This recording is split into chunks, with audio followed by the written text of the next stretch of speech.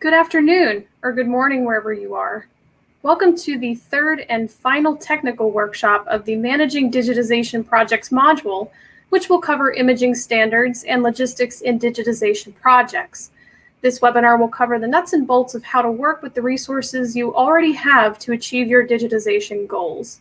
We'll take a look at equipment and space setups, technical imaging standards, and how these standards contribute to long-term digital preservation plans, tools for ensuring that digital files have the longest lifespan possible, an overview of QA/QC models in the cultural heritage imaging field, and how to scale up over time. This workshop is brought to you by the Digital Empowerment Project, a nationwide initiative organized by the 6 U.S. regional museum associations dedicated to providing free, self-paced training resources for small museums. This inaugural series of online trainings focusing on digital media and technology topics is made possible by funding from the Institute of Museum and Library Services. My name is Avery. I am your host for today's program. My pronouns are she, her. I am a white female with brown wavy hair, pushed over to the side, and I am wearing a green top with black leopard print. I'm located in my home office, and behind me is a white wall with 2 windows.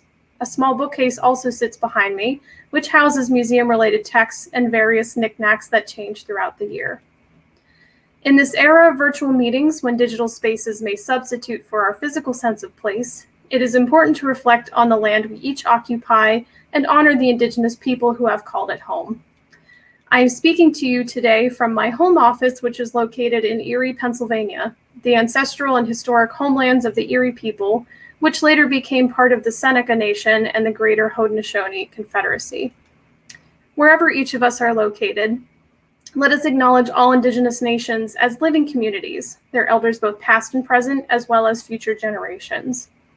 We, the Digital Empowerment Project, recognize that our organizations and those of our members were founded within a colonizing society which perpetuated the exclusions and erasures of many Native peoples throughout the United States and beyond.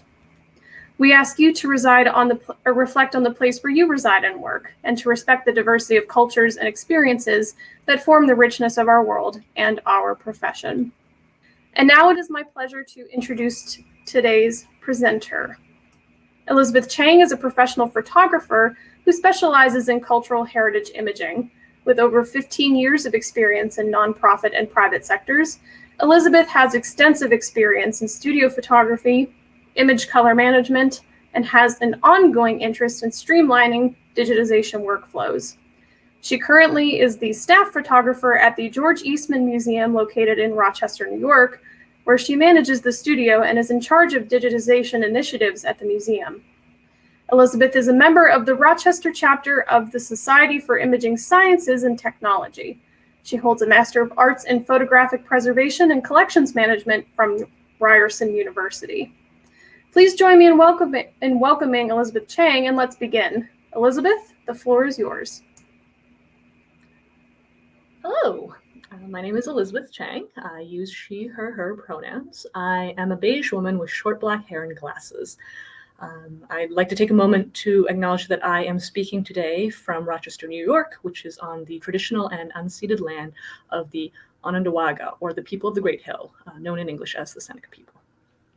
So this webinar is part of Module 3, Managing Digitization Projects. I would like to thank the Museum Learning Hub team, the moderator, the ASL interpreter, and the closed captioning typist. I would also like to give a shout out to Dr. Rhonda D. Jones and Lindsay Richardson, who presented parts 1 and 2 of this series. So a bit about me to start. As mentioned, I am currently the museum photographer at the George Eastman Museum. The museum is a medium-sized institution with approximately 100 full-time staff and 5 collecting departments: the Department of Photography, Department of Moving Images, Department of Technology, the Legacy Collection, and the Library. In addition to the Archives building, there is an historic mansion, gardens and grounds, and a theater, the Dryden Theater, that make up the campus.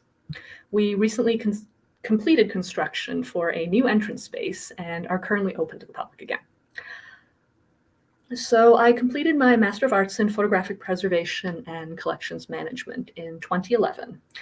Prior to my current position here at the museum, I worked at the Library and Archives of Canada, at Brecken Imaging, at the University of New Brunswick, and the Glebe Report, all in a variety of roles, but somehow always connected to the digital imaging and photography realms or fields in some way, shape, or form. So currently I am in charge of ongoing collections imaging, and I spend the bulk of my time in the studio. I also cover events at the museum. I photograph gallery and spaces for documentation, and in the past year I am 1/4 of the newly minted virtual tours team. So today we are delving into the imaging standards logistics and what I like to say, the nuts and bolts of the digitization process. I hope this third module will help round out the arc of this series. The topics of discussion will include equipment and space, lighting setups, tools, technical guidelines, and quality assurance, quality control. I am approaching this from the standpoint of someone who is deeply part of the imaging and photography world. I realize that many institutions may not have the space or the resources to build an in-house imaging studio, or may decide to use third-party vendors for their digitization projects. So this webinar is technical, but the primary goal is to help shed light on the vocabulary of imaging and photography so that you, hopefully, get a better sense of what goes on behind the camera. And as a side note, there are many tools and many commercial products in the world of digitization. And while many of those are industry standards, I am going to try my best not to focus on specific brands or products. The other thing, too, though, is to also to keep in mind that there is a lot of interplay between the research and development side of imaging sciences that does eventually make it into the commercial world. So, yeah. So before we begin, I just want to start off by saying I am a big fan of upcycling and reusing. Digitization in and of itself is not something new. Many institutions have been doing this in some manner for decades now. What this means, though, that there is very likely to be legacy equipment that can be repurposed or traded in. And if I've learned anything in my years since going digital and being in the field, in the world of digitization, it's that there's definitely an expiration date for legacy gear. And it's best to let it go before it becomes a glorified paperweight. However, gear and equipment is not limited to cameras and scanners. Also consider that workstations, copy stands, light booths, viewing booths, and light boxes, and other peripheral items such as tripods or other types of stands can also be retrofitted for current day use. One interesting thing that I have noticed happening more and more frequently is cost sharing. And on one hand, this could be fulfilled by consolidating or streamlining digitization into a standalone department that serves everyone at an institution, or it can be done across partner institutions in a localized area where smaller groups can band together and purchase higher end equipment that they would not have been able to acquire on their own. Of course, then this brings up the logistical questions of whether the digitization setup will move to different locations in a rotating schedule, or if different groups will bring set objects to a set location. I like the idea of cost sharing. It's very egalitarian. It seems like it's more community oriented, and it's a concept that I've seen successfully implemented, particularly in public libraries that serve also as community archives. But before any digitization starts, there does need to be adequate and appropriate workspace. If you are lucky enough to have an empty space to start with, it is good practice to have the walls, ceilings, and floors painted in a spectrally neutral gray, also known as 18% gray. You'll find the link that I've included here and in the PDF resources, that there's a great paper that shows the spectrophotometric measurements for 3 samples of Benjamin Moore paints. But essentially the goal of painting everything a spectrally neutral gray is to cut down on as much reflected light as possible. If you are moving into an existing space that is already currently in use and is being retrofitted for a digitization/studio workspace, modular walls are fantastic for blocking out excessive light and for creating contained workstations. Digitization work is also extremely repetitive, and particular care should be placed on adjustable workstations to accommodate sitting, standing, and in-between working styles. I personally stand during my entire workday and have found that an anti-fatigue mat is an indispensable thing to have. So let's take a look at 2 of the most common forms of digitization: scanning and instant capture. Scanning works by mechanically moving an image sensor under an object, such as with a flatbed scanner, moving a sensor over an object, such as with a planetary scanner, or by moving the object under the scanner, as with sheet feeders. And the digital image is then constructed line by line by the scanner. Many people are familiar with flatbed scanning. The equipment is affordable, the setup is relatively easy, the learning curve is not too difficult, and the desk space that is needed for a scanner is often much less than an instant capture station. However, flatbed scanner beds have a finite size and therefore can only accommodate objects up to a certain size. They are also only suitable for flat or 2-dimensional objects. And most importantly, when using scanners, objects come in contact with the platen and oftentimes the scanner cover. This is something that bears serious consideration and conversation with your conservation department, if your institution has one, or with the collection staff, because the placement of objects in contact with platens directly affects how objects are being handled. Alternatively, instant capture, which can be very broadly defined as a lens in conjunction with a digital back, is a process wherein the entire frame is digitized in a single exposure. It is much faster. Consider the difference between a 2-minute scan to a half-second capture, compounded over hundreds or thousands of objects. Instant capture uses tethered raw file capture, which means color profiles, flat fielding, and export parameters are not applied behind the scenes by a preset manufacturer specification, but rather with user-defined specifications that have no automatic correction. This is particularly important in the cultural heritage imaging field because the goal is to create files that are very technically competent and demonstrate accurate color and tone, among other parameters. And it's not necessarily just to make files that simply look good, since that's it's an extremely subjective point of view. So any sort of automatic correction is usually not something that those of us in the cultural heritage imaging field are super keen about.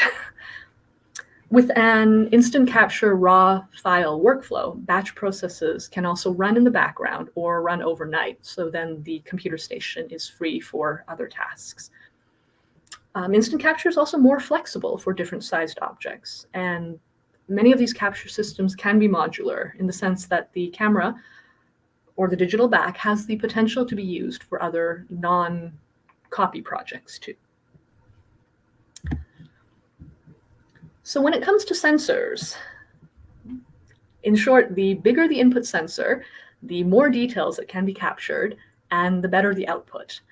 Something to note is the size and weight of camera systems with high-end digital backs, which often requires a sturdier copy stand. And so if you are retrofitting any existing legacy gear, that's something to keep in mind as you change camera systems or as you change into higher end digital backs. The weight may be something to keep an eye out for. However, we are seeing a rise in many mirrorless systems, and that does help offset the weight of the overall setup. Another often overlooked feature is live view, which does use a lot of battery power unless you happen to have it plugged into an AC/DC adapter. But live view is indispensable for previewing the capture frame and making sure that objects are positioned correctly. When it comes to object safety, using live view is also safer for the object because, say for instance, the camera is positioned too high up for the camera operator to be able to look through the viewfinder. And so if you don't have live view, you might find yourself climbing on a stepladder and hovering above the object unnecessarily. Whereas if you did have live view, you'd be able to not do that sort of hovering motion above the object. And as to whether to go with DSLR or medium format, or which kind of camera, which kind of brand, that's not always a linear decision, as I've come to realize over this last long while that I've been in digitization. If a project decides to lead with wanting to meet certain criteria or imaging standards, then the progression usually happens that the project team needs to then budget sufficient funds to purchase the right gear to meet those standards. But on the other hand, if you lead with a budget and you have to stay within that budget, then the project may find themselves conceding to possibly a lower quality of image in order to stay within the price range. So alongside sensor sizes is the commonly heard term of resolution. Resolution is a fraction, and it also has two parts. There's input and output. It can be described as dots or pixels per inch. Dots are in reference to actual physical ink dots, and pixels are the individual points that make up a sensor. And I will say, as a side note, yes, there is extensive scientific discussion about the physical size of dots and the physical size of pixels. But I just wanted to throw this slide in here to emphasize that resolution is not just a standalone number, it's a full fraction with multiple parts. So a couple of examples here. Let's say you decide to capture everything in your collection at an output resolution of 600 dots, or 600 pixels per inch at 1:1 scale, with all other factors considered equal in this example. If the collection consists of 8 by 11 inch objects, in order to achieve this level of quality, the pixel input must meet or exceed 4,800 by 6,600 pixels. So, taking all this information into account, when you're looking at camera sensors and gear, you'll need to find something that has a sensor size that can at least capture that. In another scenario, let's say a printmaker wants files at a minimum of 300 dots per inch resolution. If the final print is to be 8 by 10 inches, then the minimum pixel input upon capture will need to be 2,400 by 3,000 pixels. So imaging standard guidelines will then place different resolutions along a continuum of quality levels. However, resolution is not the only factor in determining the quality of a digital image, but it does play a large role. The next four slides will show some common lighting setups for instant capture workstations. First off, we have reflective lighting, which is the most common and is fulfilled with two lights equidistant from the camera at 45-degree angles of illumination. When choosing lights, make note of the CRI or CQS index. This is a number that demonstrates how stable the lights are, and higher index numbers result in better and more accurate color. LED lamp heads also have much longer lifespans. I've worked with lights that are both attached to the table and are freestanding on their own light stands. And on one hand, it is easier to angle the lights if the arm is fixed, but the upside of having freestanding light stands is the flexibility to move them around for different types of objects and lighting modes. Having also worked with strobes, it's very much a matter of the photographer or the camera operator's comfort.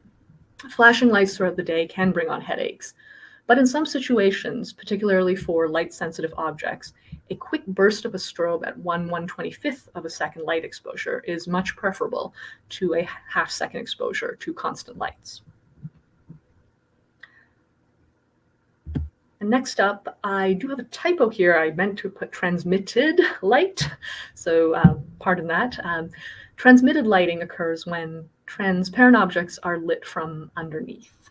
Slides, negatives, glass plates are all examples of objects that require transmitted lighting. Sometimes a legacy light box can be retrofitted with better bulbs, and as the same with reflective lights, a higher CRI or CQS index is preferable for these replacement bulbs. I do also often make masks to block out the extra light around an object, and those masks can be as simple as strips of black or gray paper overlapping to frame an object. Or if I know that I will be imaging many similarly sized objects, I will cut a window mat out of mat board.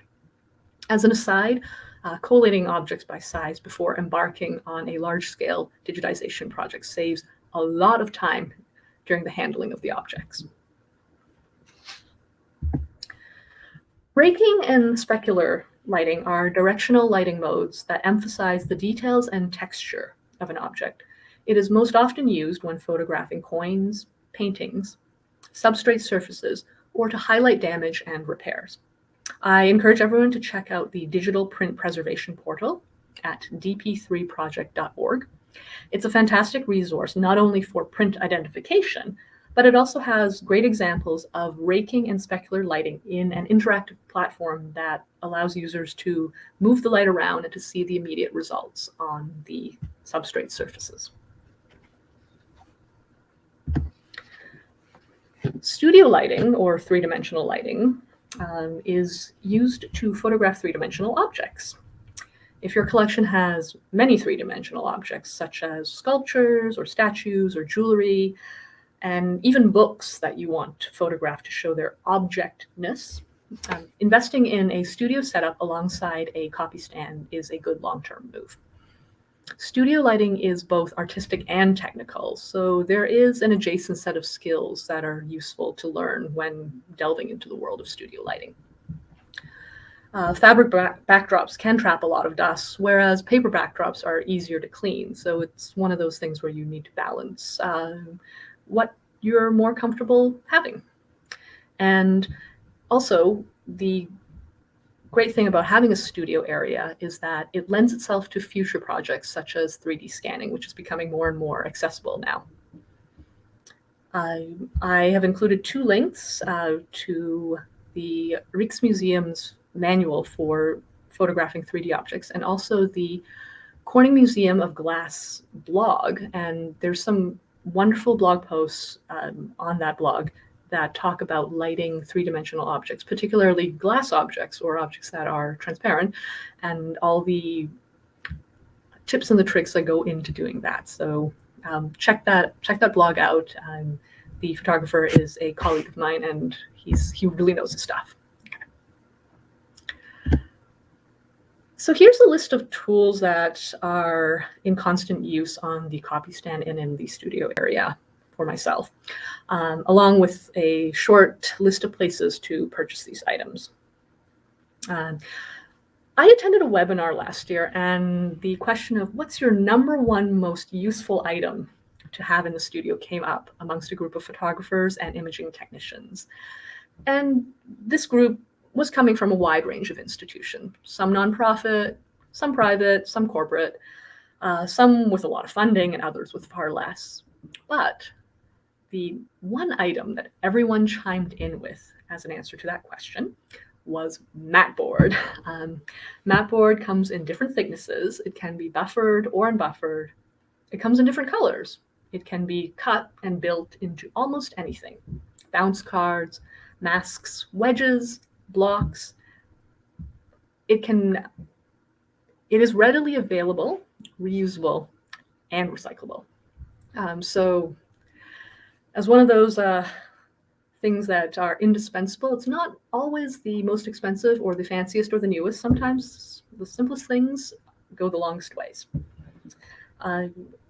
Insofar as what other tools should be prioritized, I feel like they all do play vital roles, and the priority of purchasing tools will very much depend on the type of collection that you're digitizing. Obviously, if you don't have a lot of bound volumes or book items, then perhaps wedges and cradles aren't that useful. But if you have many of those things, then you will want to invest in weights and snakes and wedges and cradles first.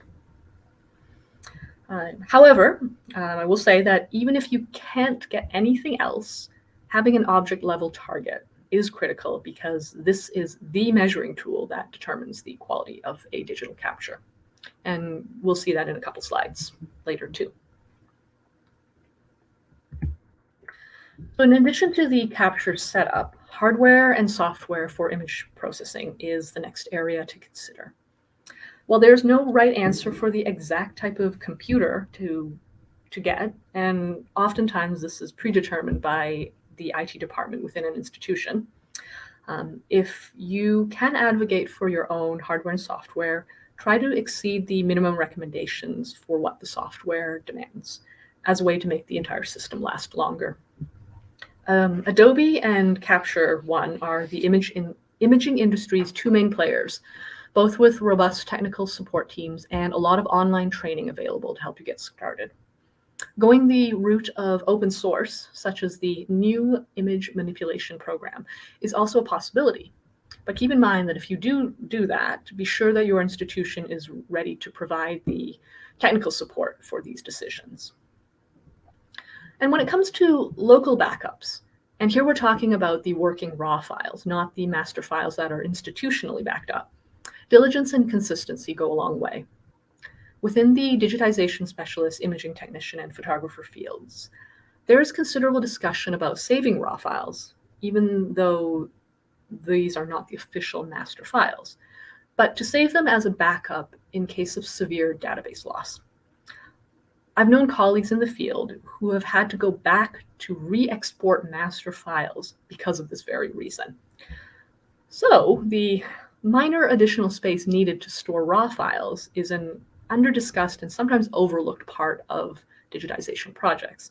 But the long-term implications of having to redo the work far outweighs the small investment of additional storage to keep those raw files.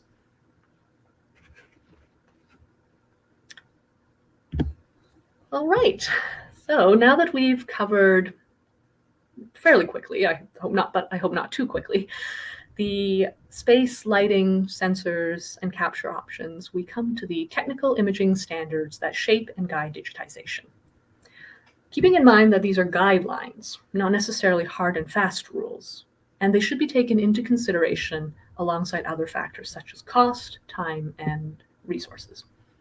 Also, everything that we've covered here happens in tandem. So as I mentioned before, even the decision to purchase a camera may not be completely linear.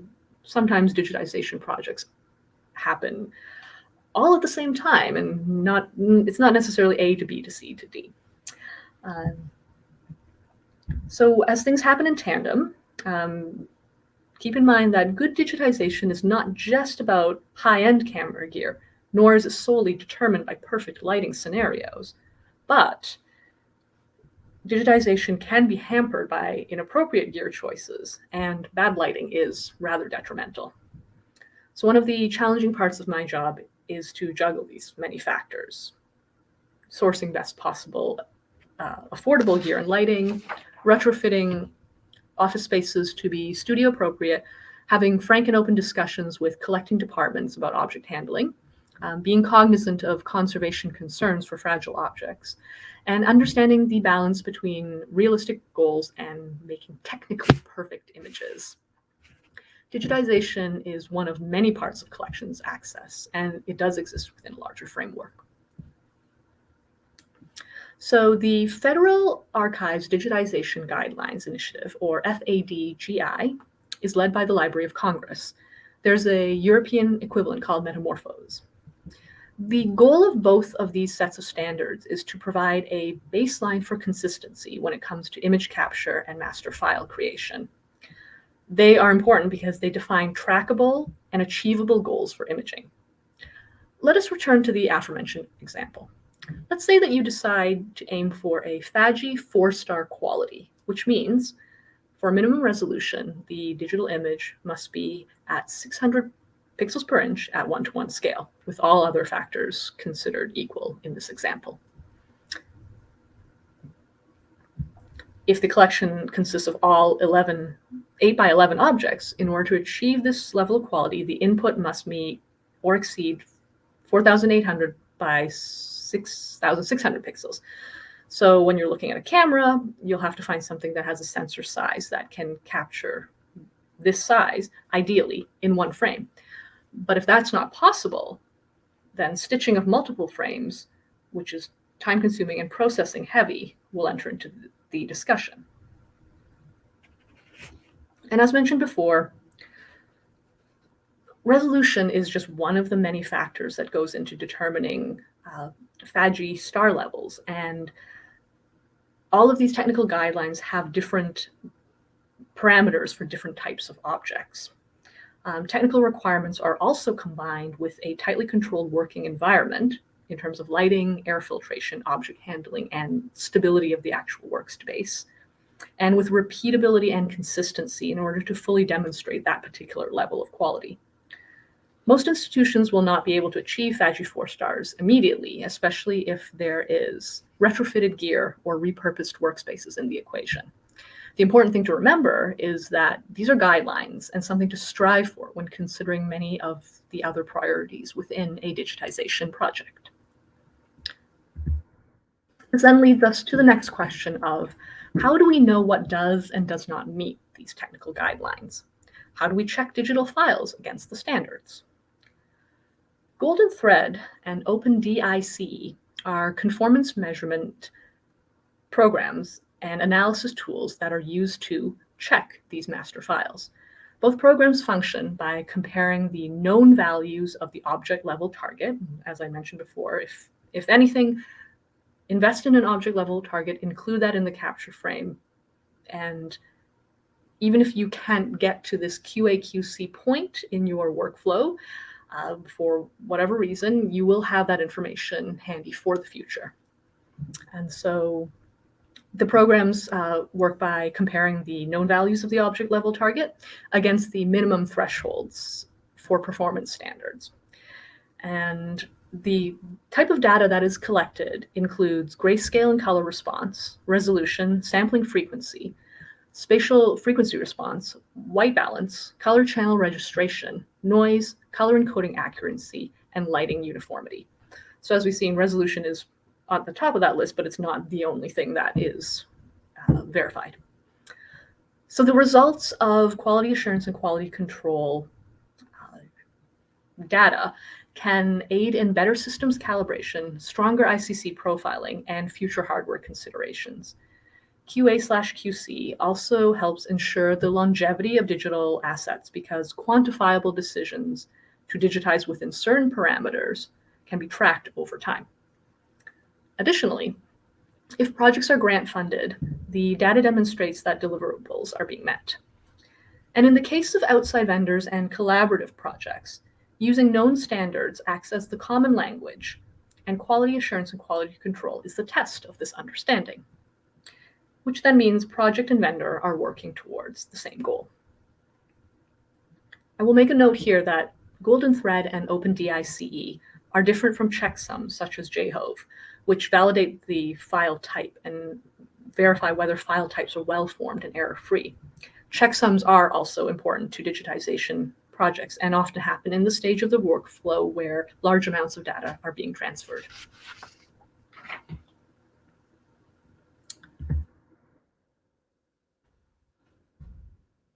So as we've seen, decisions are never completely linear, but each moving part has its importance. So whether you plan to partner with vendors, build your own in-house capture station, or try to find a balance between both, there's a wealth of information out there to help. I hope this webinar has helped shed some light on the vocabulary of imaging and photography and the types of issues that imaging technicians, digitization specialists, and photographers think about all the time.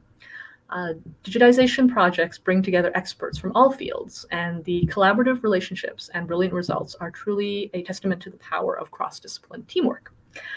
So thank you so much for watching. This is my contact information if you would like to reach out. It's always great to hear from others in the field. And again, I want to end by saying thank you to the Museum Learning Hub team, the ASL interpreters, the moderators for today's session, and you, the viewers, for tuning in.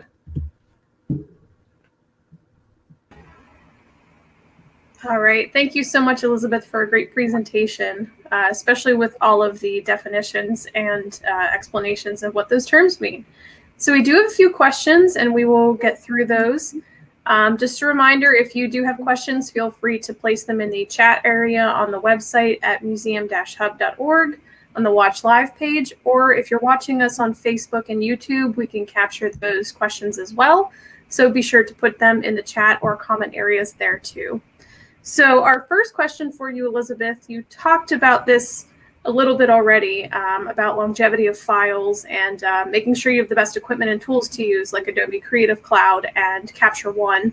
But perhaps you want to elaborate a little bit more about what are the best equipment, tools, or tips or tricks that you have for ensuring the longevity of your digital files over time. Are there any other tricks that are out there?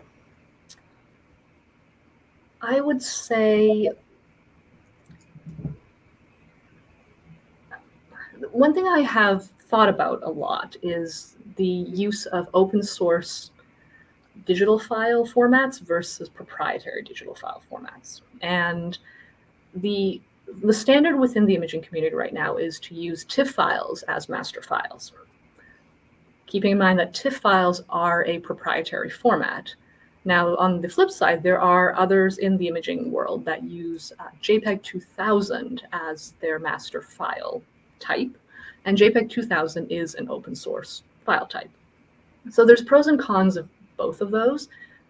If you go the route of the TIFF file, there are more users, there's more of an existing base of people that are using that file format. So even though it is a proprietary file format, chances are, I believe it's Adobe that owns the TIFF file format, that will continue on regardless of the fact that it's a proprietary file format.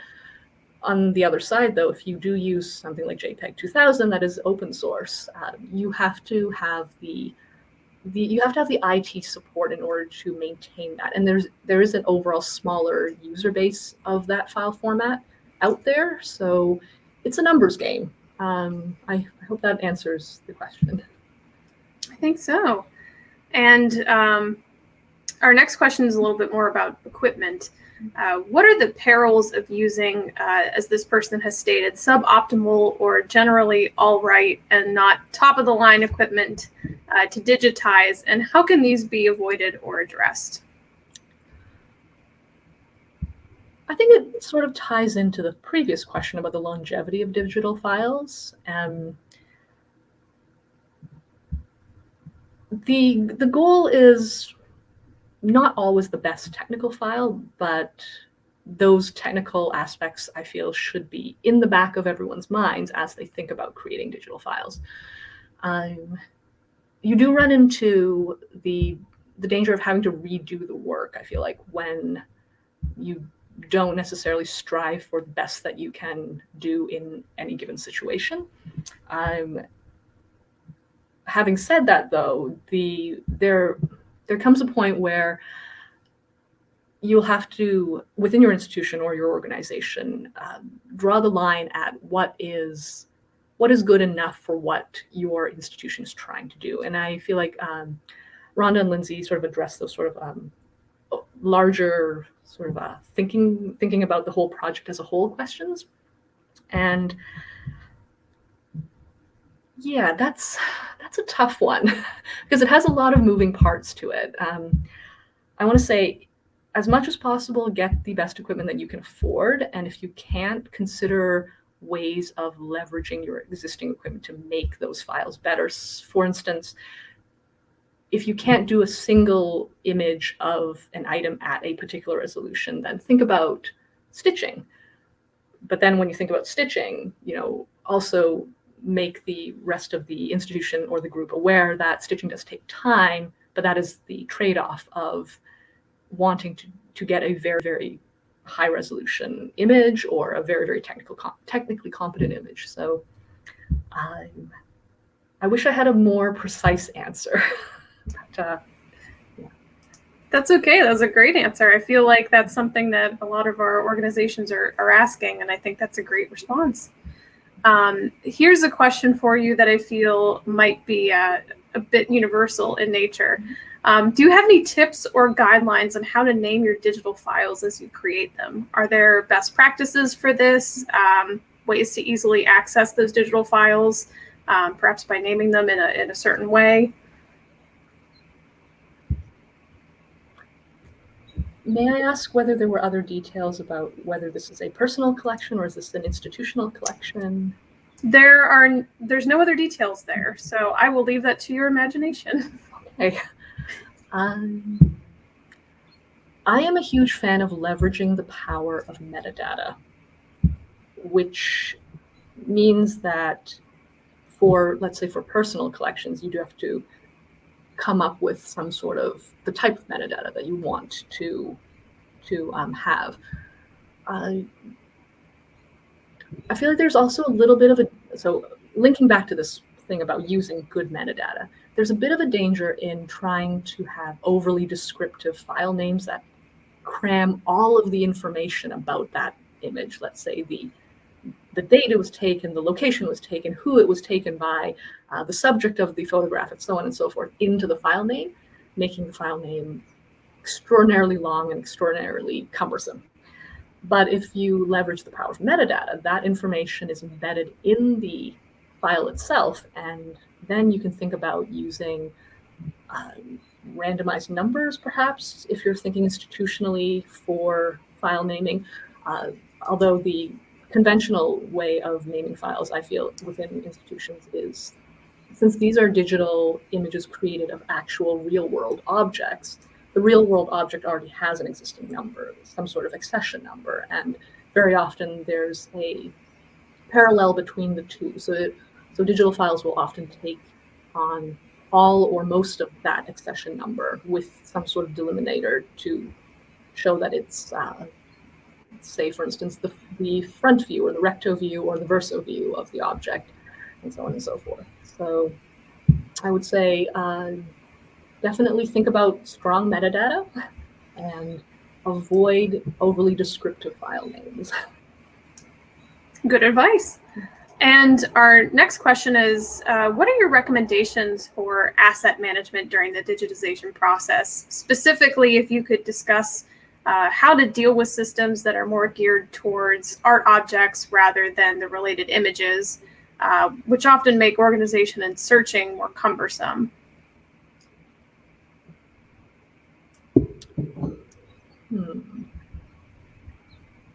Just give me a moment to think about that.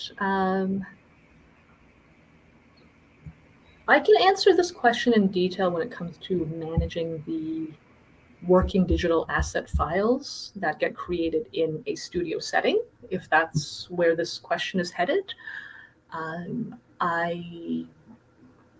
I'll start with that, and then we'll see where it goes. I hope that's okay. So I feel like all of these questions are actually nicely following each other. In my current day situation, I'm using Capture One as the capture software, and the files are named according to the accession numbers of the original object. And we have within our museum set out a series of file naming protocols that show which view of which object coincides with particular numbers. So 0001 is always the recto view, number 2 is always the verso view, number 3 is the detail view, number 4 is subsequent views, and so on and so forth. And we use 99 as a cropped view that we then push out to the public in our public-facing database. So insofar as that, I feel like it's something that if you're working within an institution, it's good to think about everything that you want to photograph from a particular object, all the different types of views, all the different angles, whether you want to include details or let's say if something has like an inside or an outside, like how deep you want to document this object, and then sort of whittle it down from there to say, well, what's realistic for a certain amount of time to spend on an object, what's realistic in terms of what conservation might need to keep track of the conservation status of an object over time. So there's a lot of moving parts. I would recommend starting big and putting in everything that you could possibly want to photograph and then whittling it down from there. Okay, lots of good advice. Our next question is it important to include a gray card or a color chart in the frame?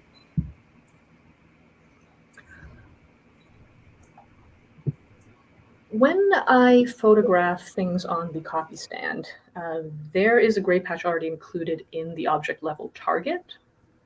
And so what I'll do is I will then use I'll use a gray card capture of the blank frame as a way to make a flat fielding file so that the illumination is evened out across the board. And then I will apply that gray card file to the subsequent captures.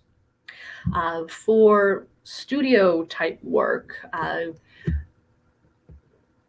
what usually happens, I've found, is that the first capture is the one that you'll want to have a color checker or a gray card included in it. And you'll use that first capture of the entire scene with the cards and the color checker in it to then apply the same color parameters and other parameters to every subsequent capture, assuming that you're not changing the lights or like switching out things in between angles. Okay. And our next question is, how critical is it to verify color accuracy of monitors used in the digitization process? Should it be a low or high priority for institutions that might be on a limited budget?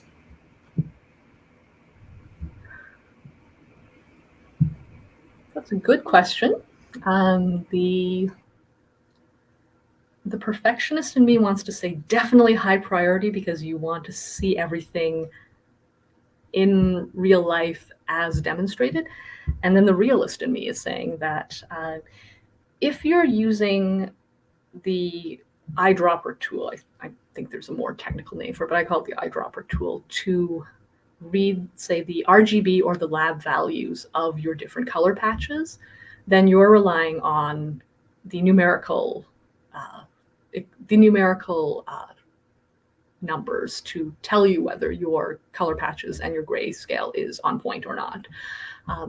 However, if your institution does a lot of reference printing or match printing, or if you have a very strong publications department that requires a lot of printmaking to be done, then having a perfectly calibrated monitor definitely falls much higher, way much higher on the scale of priorities. So I would say that it's not a priority, but it does depend on what your institution's focus is. And I'd say that when it comes to publications and any sort of printing, that priority jumps up much higher. Day-to-day work, it is of course always good to have a properly calibrated monitor. But if you really, really can't, then relying on the numerical values is better than nothing. So there's that. Great advice, and I'm sure our viewers appreciate a sliding scale of where to list that priority at. Our next question asks about metadata, which is a common topic with these kinds of projects. Do you have any metadata recommendations for collections objects or standards? I will say that metadata has not been my particular field that I am super well versed on. I will say that as from a photographer standpoint, there's a lot of built-in metadata about the parameters that the photograph was taken under. So things like the ISO, the aperture, the shutter speed, et cetera, et cetera. We here at the George Eastman Museum, we don't actually add any additional metadata to the digital files at the moment. Our metadata is mostly on the, I would say it's not quite metadata, sorry, I don't want to confuse this too much. We place a lot of importance on the data that exists within our database that goes into the cataloging of the actual object, and the digital referent is then linked to that cataloging record. So I would say that the existing metadata that we have is mostly camera, based off of whatever camera we're using. Insofar as recommendations, though, I've had discussions with colleagues about adopting metadata standards that are, again, as mentioned before, same with file types. You want something that a lot of users are using because it gives you a larger user base and more of a community to participate in. So I hope that's not too vague. I think it was just right. Our last question, I think we have time for one more question, and then we'll move on to closing remarks. Do you have any recommendations for photographing large photo albums or large objects containing multiple images per page? For example, the album doesn't fit on a traditional scanner. So I would say definitely consider using a copy stand setup, wherein the camera is positioned above the object. The thing about albums and scanners is that there's a lot of stress on the spine and the binding when an album gets flipped and like placed on a scanner, and the collection side of me sort of cringes at that, and I feel like this is a lot of unnecessary danger that you're putting the object in, and sometimes a lot of unnecessary handling. Now, the question did also ask like what to do when there are multiple images on a page. So I can give you a real world example. What we do here is we will photograph the object double page spread, so open as much as the binding or the spine allows, and then we will use a book cradle to hold up each individual page and then focus in specifically on those individual images so that we have not only the open page spread, but we also have the individual close-up images of the items that are on the page. And that way we're sort of covering both bases with the objectness of the whole item and then also the visual representation of what people are looking at and curious about when they look at the pages. So I would say, yeah, if you can, as much as possible, try to get an overhead system to do that. I feel like when it comes to flipping things on a flatbed scanner, that binding takes a lot of stress. So. All right. Well, thank you, Elizabeth, so much for all of your recommendations and tips and tricks for us as we use imaging and our resources that we already have and we might be interested in now, learning from your presentation. Any final words of wisdom for us before we close out today's presentation? No final words, just a big thank you to everyone, and thank you for the questions. And it was a pleasure to be here, and I'm very honored actually to have had this opportunity. So thank you. Thank you very much, Elizabeth. We appreciate you being here. And thank you all for attending the final technical workshop of our Managing Digitization Projects module. Many thanks to our instructor, Elizabeth Chang, and our captioner and our ASL interpreter today. So final reminders for today, please remember to visit the forum on our website to continue to ask more questions and to reach out to our museum community. Follow the Museum Learning Hub on social media to stay aware of future programs. And lastly, again, please be sure to join us as we launch into Module 4, Managing Website Projects. Our introductory and inspiration session will feature speakers Kathy Saunders of Lighting the Way coordinator at the New Bedford Whaling Museum, and Dr. Fran Kaplan, co-founder of Nurturing Diversity Partners and consultant for America's Black Holocaust Virtual Museums. And thank you again for joining us on the Museum Learning Hub today. Have a great rest of your day, and we look forward to seeing you for the next set of modules. Take care and stay cool, everyone. Thank you.